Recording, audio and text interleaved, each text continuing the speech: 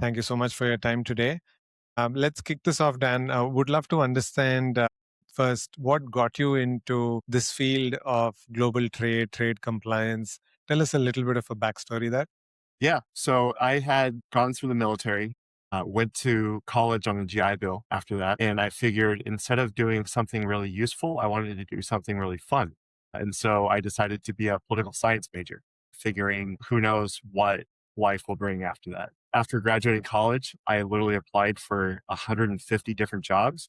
And out of that 150 jobs, two actually called back. And one of them was actually US Customs and Border Protection to be an import specialist.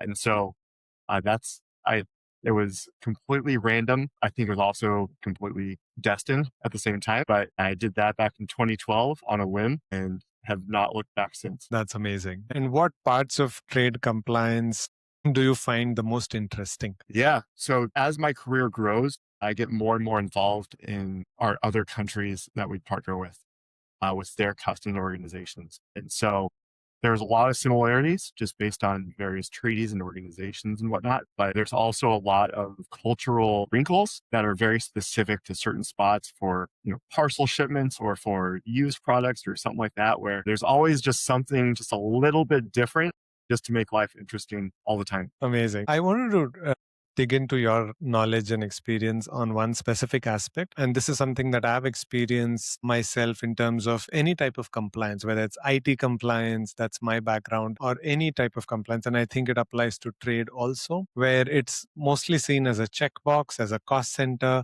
perhaps not seen as a profit center or a business enhancer, right? So, what are some of the challenges that, in your experience, trade compliance leaders face when they have to get budgets approved from the finance team or the CFO? And what are some of the questions that they are grilled on, which may be difficult for them to justify in order to make sure that the company is spending enough on the compliance function? Yeah. Well, so I think there's a few answers to that question, right? So the first one is what's the biggest challenge that compliance leaders face? And I think that it's the ingrown disdain, the ingrown just kind of icky feeling that you get when you hear compliance, right? You hear compliance and you think, oh, I have to meet these 8 different rules to do these 8 different things one way, but I have to look at it from all these different angles. And so I think really for a compliance leader, our biggest challenge is to overcome that prejudice, if you will, where we need to be able to show that we're real people too, and we are on the same team. We're trying to make things happen, right? Yeah. So it all starts with above board professionalism. To be able to show that you're not some snarling, drooling monster that just wants to stop everything, but also especially for compliance leaders, data is your friend, right? Being able to show that with your program in place, things move faster, things are marginally cheaper, everything else makes life a whole lot easier. Again, it's hard to prove that it's hard to prove that when you do, because when we do something, nothing happens is the ultimate goal, right? So sometimes it can be kind of hard to prove that, but being able to show the data and being able to break it down into small bits that are monetized as well, being able to show the money that you've saved from products moving faster, from cash flow, from whatever, is solid gold for any kind of compliance leader. No, I think those are great tips. And do you also have these reviews with the finance team or like the business team, say on a monthly or quarterly basis, where you proactively show them, hey, this is the work in terms of dollars saved, because perhaps you avoided some penalties or dollars returned back to the company through refunds and whatnot, or applying certain government policies again to benefit the company. So is there like a current process that you run in order to make them aware of it, so that when you have an ask, say you want to hire more people for some reason, like it becomes a lot more easier because they see the value? Sure. Yeah. So I actually actively work with our finance team. And that's one of the things that we're constantly working on is how much have we saved per quarter, per month, whatever. And it's a completely, teamwork oriented. I have a little stake, they have a little stake in it, and we both run with it and we take as much of the glory as we can off of it. It's also, it's kind of fun. The more senior leadership position you become, the more of a salesperson you have to be, no matter what. And so any chance I get to sell trade compliance and what we're doing and how we're doing it, I take it And so I'll talk to senior VPs, and out of nowhere, I'll just kind of pull out of my Yeah. hat, hey, do you know that we saved, 3 days shipping the other day because we had this certificate already on hand? That's great, Dan. No, that's a great conversation to have. And because you said trade compliance, the word compliance tends to, bring out maybe negative feelings. Perhaps we need to call it trade success or something like that, like Exactly. customer success, right? I love it. I'm changing the name now. Yeah, yeah. Some of these terms tend to stick and then people have assumptions about it. But I'm also surprised you said the finance, generally, finance folks also have to run many compliances themselves. Like financial compliance is equally important. So I do think finance folks may understand the trade compliance side of things better than perhaps some of the other departments. Yeah, yeah, Right? definitely. And yeah, we have a very good finance team that's very, teamwork oriented, and we're able to achieve a lot very in a very rapid. Talk to me about how some of the other teams can be made more aware and more knowledgeable about what it requires to be compliant, because I think it is team sport ultimately. It's not like one person responsible, it's the entire team. How do you work with, say, the engineering, or given Extreme Networks is into like high tech stuff, perhaps encryption and a bunch of other things are involved. So how do you work with engineering? How do you work with sales? Do you also work, or do you have to work with any sort of hardware vendors and things like that? Like tell us how much ever you can, just so that the audience can understand the variety of people that you need to work. Yeah. So Extreme Networks is a completely work from home organization. Very, very few people actually work on site, which makes the compliance and makes the teamwork aspect just a little bit more challenging, put something just a little different in there. So I challenge my team to have at least monthly calls with any team that they email more than 5 times a week. Hmm. And even if these phone calls are 5-10 minutes long, at least they're having the interaction, and it's not just through email where it can be very dehumanizing and very just kind of rote. And so they're just checking in. And just again being kind of that friendly neighborhood compliance person where, hey, we're here, we're human, we're not trying to rip your heads off. We all want to we all want to work together towards this. So that's one of the ways that we're trying to work with other teams. I also try to sit in on as many benchmarking, planning, any kind of, new product, whatever. I'm just there. And a lot of times I'm not offering my opinion on things. I'm not trying to stop anything. I'm just kind of there just as a presence and just to understand what's going on. And especially for remote work, people don't care if there's one extra person on, especially if they're not going to be bugging, everyone else in the situation. When we previous positions where I was on site, I would make it a task every day to get up and walk around, and I would bug people, but on purpose. And so, 10 minutes a day, I would just walk around and say hi to someone that I haven't seen in a while. I try to, meet different teams on different days and just get my face out there and just, promote that interaction. No, that's awesome. And what is the process that you have in place today where while you're present in those meetings and just sort of absorbing what new product development looks like, and perhaps you're noting down risks and so on. When do you actually come into play whenever there's a new product being developed? Because everything from classification to any other paperwork that you need to file also needs to happen on time. So when do you actually need to come in, and do people know that you need to be brought in, or do you have to constantly keep checking on a certain milestone so that you can come in? Like, how does that? Yep. So the person that runs kind of the export side of things, she's very, very good about letting people know when we need to be involved. And so, it's kind of a 2 to 3 fold process. So on the export control side, licensing, everything else, we need to know right away, right? We need to know what's target customer, what's the whole point of even developing this product and everything else, just that way we can start getting licenses in place and making sure that we're not dealing with restricted parties or something like that. But then typically we kind of step back from the whole process. And then it's not until the product is almost completely finalized that we'll actually add our classification onto it, right? We kind of have a general idea of what we're going to classify it as from the beginning, but we don't want to assign any final, like official classification until they're ready to sign off on it.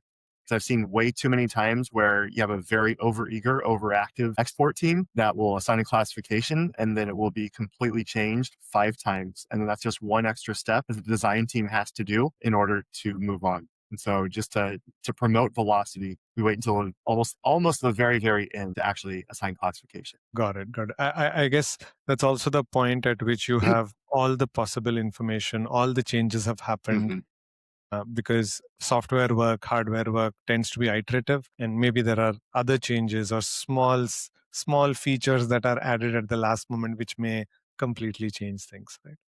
Exactly. Yeah. Exactly. Yeah. Got it. Is there, from a trade compliance perspective, is there a business problem, challenge that you're actively solving right now, or it's going to happen over the next quarter or two?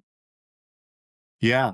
I would say getting us to touch fewer shipments, right? Manually, right? How can we automate these processes? How do we get things off of Excel and into our ERP systems? Those are the biggest challenges I think that everyone's facing always. Hmm. But we have certain steps I'm trying to take for the next quarter or two, even if they're just incremental, just a little bit of chip at the block. If you chip it at the block enough, eventually you'll have a sculpture, right? Yeah. Yeah. So, but you Yeah. don't get there until you start chipping. Is that primarily to save time? It's to save time. It's to increase compliance. The more human interaction that Hmm. you have that's not standardized interaction, the more chance there is for things to go wrong. Being able to free up my team to do these very large scale audits and to start looking at process improvement just helps the company as a whole instead of checking every single shipment, right? Hmm. Understood. And for this to be a success, who else would you be depending on? Yeah. So we depend very heavily on our internal IT teams that, the ERP engineers and those guys. We work very closely with our order management and our buying teams. So that way there's, vendor and customer communication as well. We don't want to reach out to any third parties without the people responsible for those relationships really driving that conversation. But we also want to make sure that we're a part of the conversation. And so, yeah, kind of working through all. Sounds like a pretty sophisticated process, like on paper, which now needs to be translated or updated within the system, Yeah. Yeah, right? exactly. Okay, Yeah. awesome. And when it comes to some of these processes or tasks that you have to do, as a leader, again, there's a financial aspect to it. How do you think about outsourcing certain aspects of compliance? One example is I've seen very large automobile companies, for example, outsource their classification to a service vendor, right? But perhaps the export control is not done that way because you don't want to send across that type of information. But maybe for the importing classification, people don't mind it. But what's your POV on that? What would you outsource if you had the option? What would you strictly keep in house? And what are the reasons for it?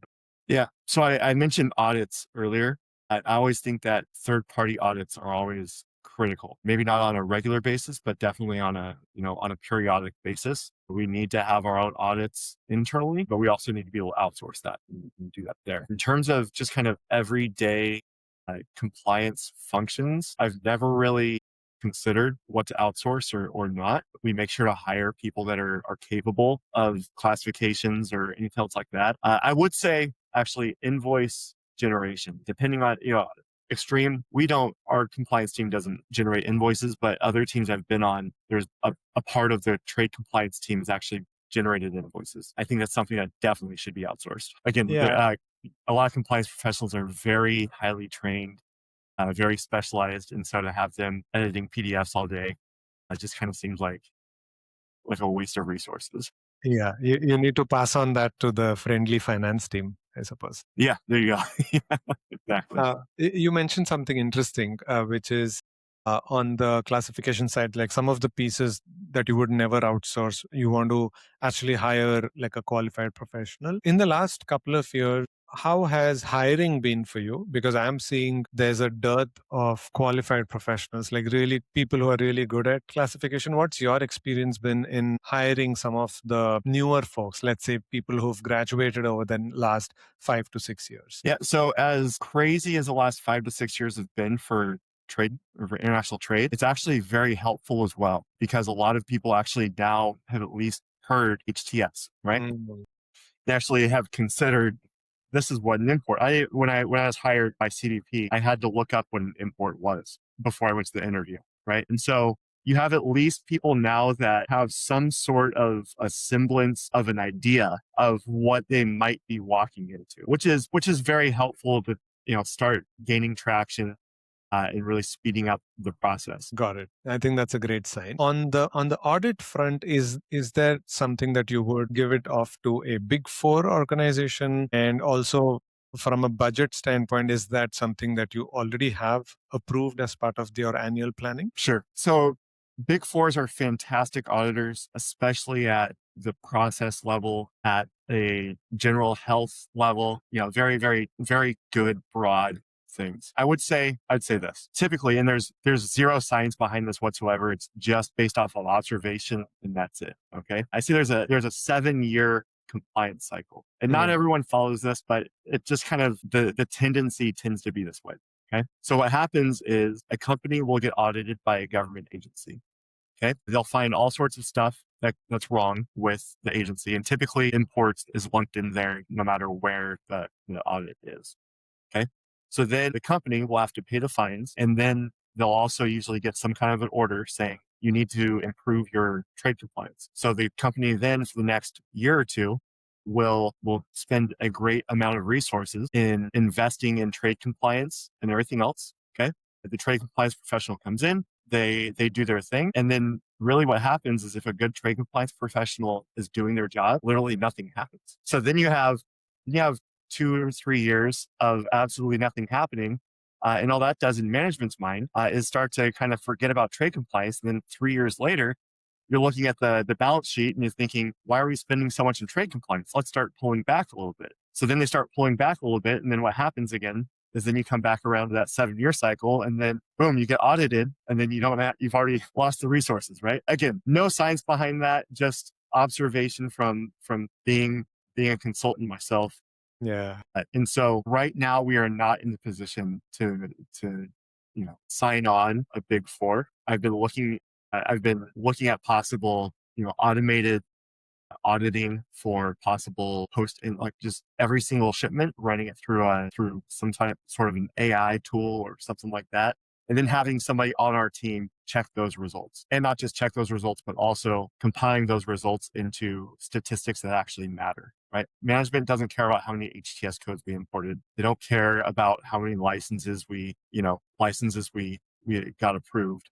They care about how much did we spend on the import and how much did we make on the export. And so that's the kind of auditing that I'd really enjoy, but we're just not there right now, which is, Mhm. how the game is played. It's the nature Sure. of the business. No, but those are some great ideas, and I think the 7-year cycle is a amusing one. It's almost like a 7-year itch of compliance. Right.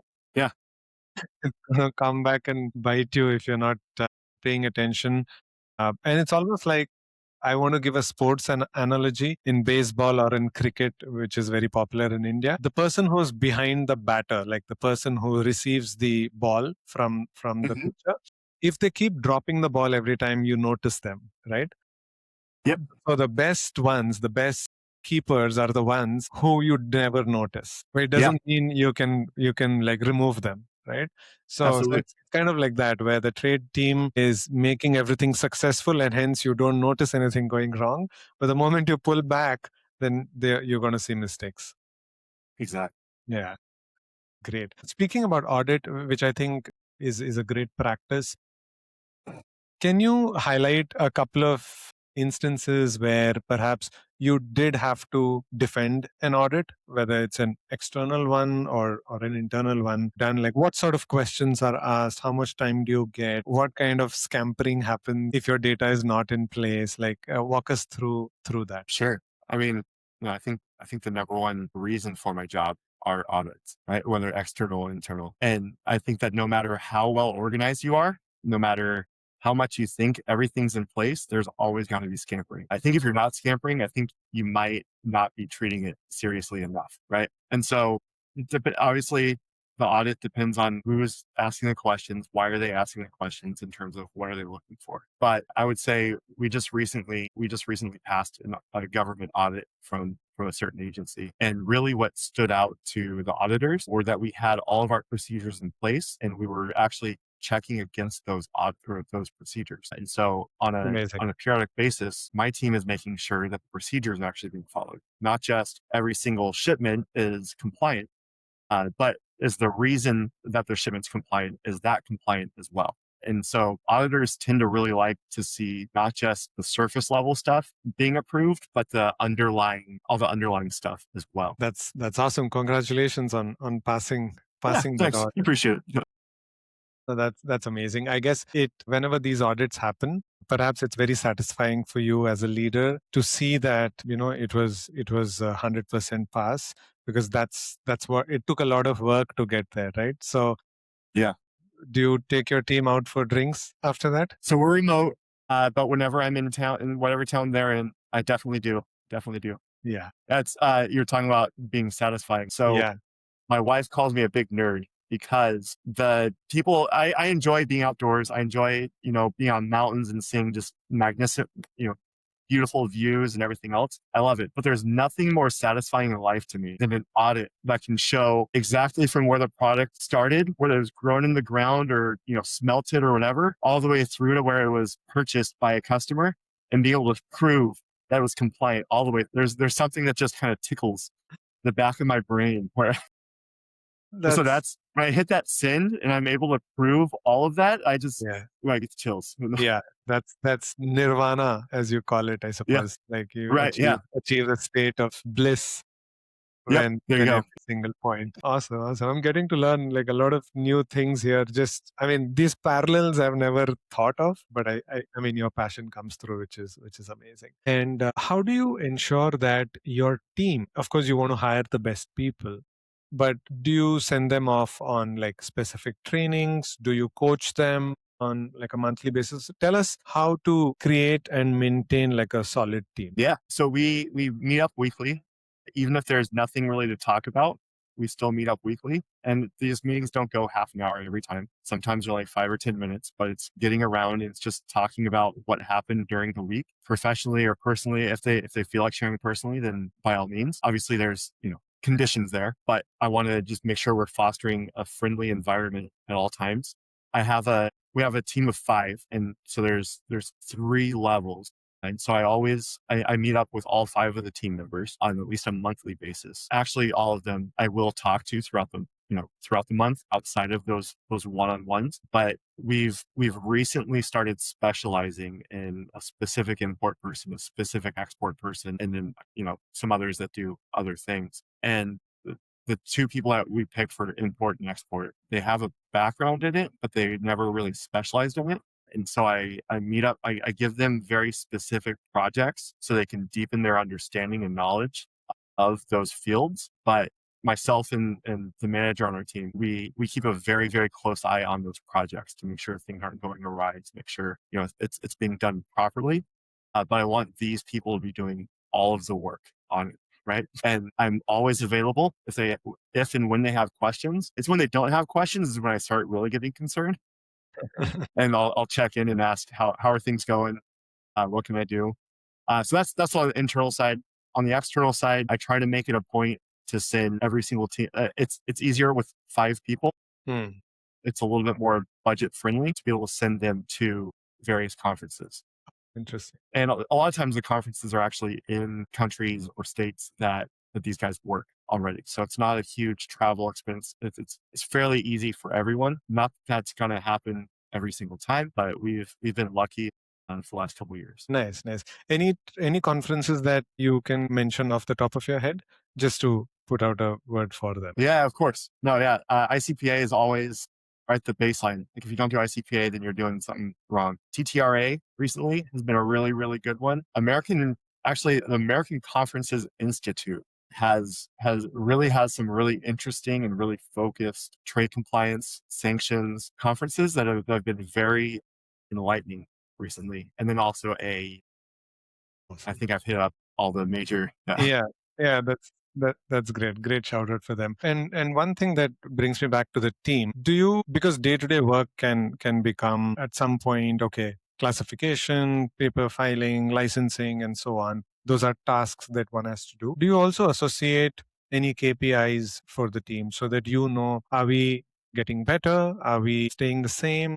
Is some type of quality going down for whatever reason? Like, what are some KPIs that you employ today to make sure things are on track? Yeah. So we do post entry, post export audits, and so we're checking accuracy of those all the time. Based on the nature of our business, we're a high volume, low mix company. And Mm. so your classification times, classification, whatever, really isn't that big of a deal for us. I do check up all the time on how effectively we are processing restricted party screens. I've touted that number to several people, from engineers to leadership to our sales teams, just to show that we're not stopping orders from shipping or stopping subscribers from logging on for an unnecessary amount of time. Like, we're actually very, very quick about speeding that up. But I would say, just to delve into this a little bit, I think my brokers might hate me. Like, my vendors might kind of hate me, because for our QBRs, I don't want to hear the same information that I can pull online,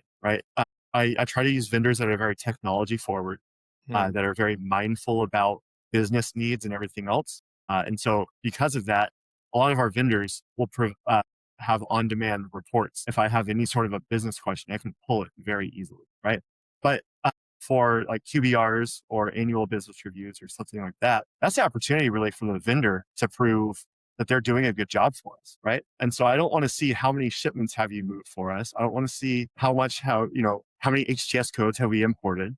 Like, I want to see how quickly have you cleared shipments for us, right? How often are there exceptions to our shipments, and how often how did we fix that? And maybe show us how can we fix it in the future, right? Let's work on making this a partnership, rather than you just, regurgitating some information that, one, nobody cares about, and two, I can find out myself very easily.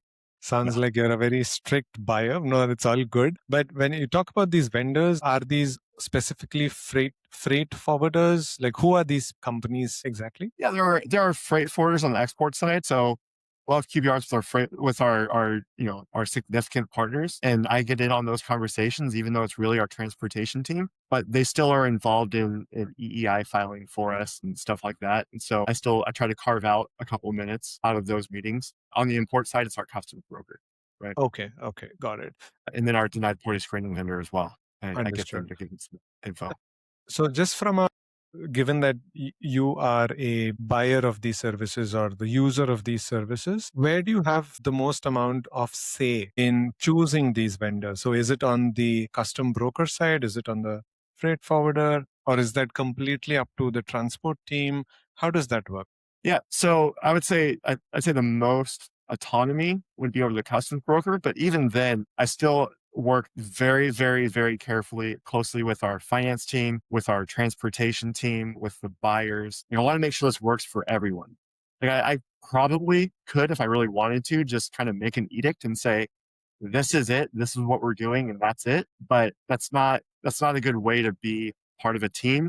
Again, the whole compliance thing and people's preconceived notions toward compliance, like, just to be able to allow, to have other people in that conversation as well, it just works out for everyone. Everyone has a say in it, everyone has a stake. So that way, if something goes wrong, then it's not all fingers pointed at me, even though I'm the final word. People can have ownership over Yeah. these things. Yeah. No, I think that's a great way to like bring everyone involved in that decision. And I suppose when mistakes do happen, like overall the company is at a loss, right? So if the customs broker makes a mistake on the code, even though you guys gave them the right code or whatever, but then the penalty is borne by the company. So Yeah. everyone's impacted. Awesome. Or not awesome. In just to close out then, Dan, is there a trade story that you found would be super interesting for you to tell your grandkids? Something funny, something scary, Shoot. perhaps? Anything that you think has been an interesting one? I wish there was funny ones that I could both share here and share with my grandkids, but I can't share those. But I'd say two of them, two stories. So one, a very practical, and I think it's kind of cool, but movie sets. So movie sets, especially when things are filmed in Mexico, they're Uh-huh. still transported back up in the US. Mm. And so when I worked for customs, we were we were at the, I was, my office was on the border. And so if certain things came through, I would be called just to visually inspect it and whatever. And so I got to basically just climb around on this plane wreck. Right. It wasn't a real plane wreck, but it was made for a movie. And that was, I don't know, there was something very, very neat about that. Just being able to, I watched the movie later on, like, hey, I was right there. That's great. You know, That's a good one. Yeah. but I would say also, and this isn't really any specific story necessarily, but I always think it's the right thing to do the right thing, right? Regardless of the money that's saved or spent or whatever, like if you're helping people out as a whole, I think that's the right thing to do. And there's so many aspects of international trade. Obviously, a lot of it's for profit. Obviously, a lot of it is for, right, internal businesses being built up. But from the policy perspective, if you really take a step back, it's really about helping people out, whether it's in your own country, whether it's in other countries, and just being able to be a little piece of that, helping the people in developed countries, make that extra paycheck, just get that a little bit further ahead in life. That's something kind of special that I get to say I'm a part of. I think that's lovely. Lovely way to wrap this up.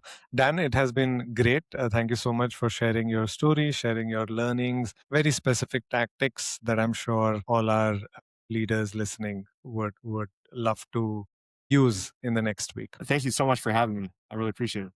Real pleasure having you. Thank you so much. Thanks.